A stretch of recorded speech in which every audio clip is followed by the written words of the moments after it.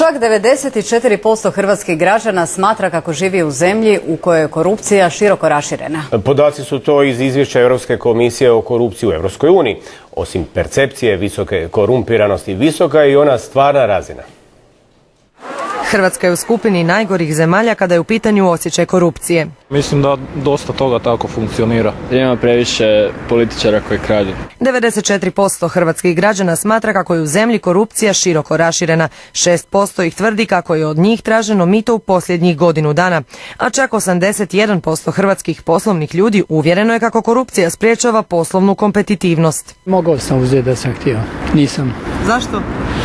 Pa imam neki moral svoj. I stvarna razina korupcije je visoka. U izvješću su istaknuta posebno ranjiva područja u kojima je najrasprostranjenija. Državne tvrtke, građevinski sektor. Zatim se govori o korupciji u zdravstvu, netransparentnim javnim nabavama, to bi istaknula. U poglavlju posvećenom isključivo Hrvatskoj navodi se kako je proteklih godina značajan napredak ostvaren u borbi protiv korupcije. Institucionalno se pohvaljuje aktivnost našeg USKOK-a i pogotovo i PNUN USKOK-a, dakle tijela koja su zadužena i institucionalno organizirana, ekipirana i dovoljno stručna, a to pokazuju i recentni predmeti na sudovima, da procesuiraju ta najteža korupcijska kaznena djela, čega smo svjedoci. No Hrvatskoj se zamjera prevelik fokus na kažnjavanju korupcije umjesto na prevenciji. Ističe se i područje na kojem treba intenzivirati rad, a to je zaštita zviždača i još je i pitanje javnog zdravlja, odnosno zdravstva, žarišta korupcije u zoni zdravstva.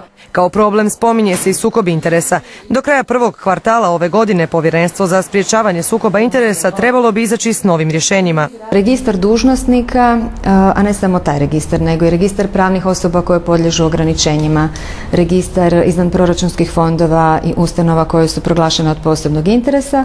A poseban interes za korupciju pokazala je Europska unija, jer ovo je prvo takvo izvješće. Korupcija europskog gospodarstva stoji čak 120 milijardi eura na godinu.